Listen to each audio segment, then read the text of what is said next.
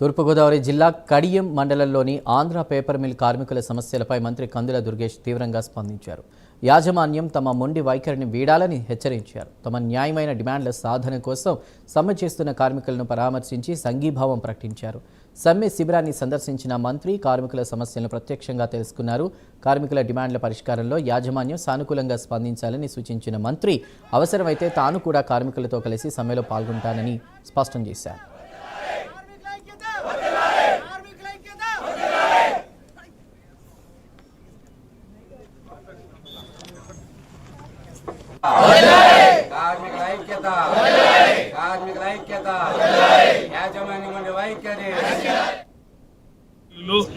యాజమాన్యం యొక్క మొండి వైఖరిని నేను తీవ్రంగా ఖండిస్తున్నాను. ప్రభుత్వంలో భాగస్వామిగా ఉంటూ కూడా మేము ఈ మాట చెప్పగలుగుతున్నాం అంటే వాళ్ళ యొక్క మొండి వైఖరి కారణం.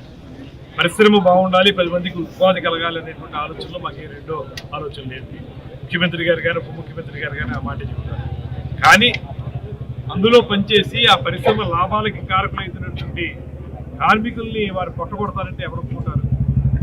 వాళ్ళు న్యాయసమ్మతంగా వారికి జీతాలు పెంచమని అడుగుతూ వేజ్ అగ్రిమెంట్ 40 నెలల క్రితం జరిగింది, ఇప్పుడు మళ్ళీ చేయట్లేదు అనేటువంటి మాట అడిగితే వాళ్ళ మీద వాళ్ళు చురుకు ప్రదర్శిస్తారు.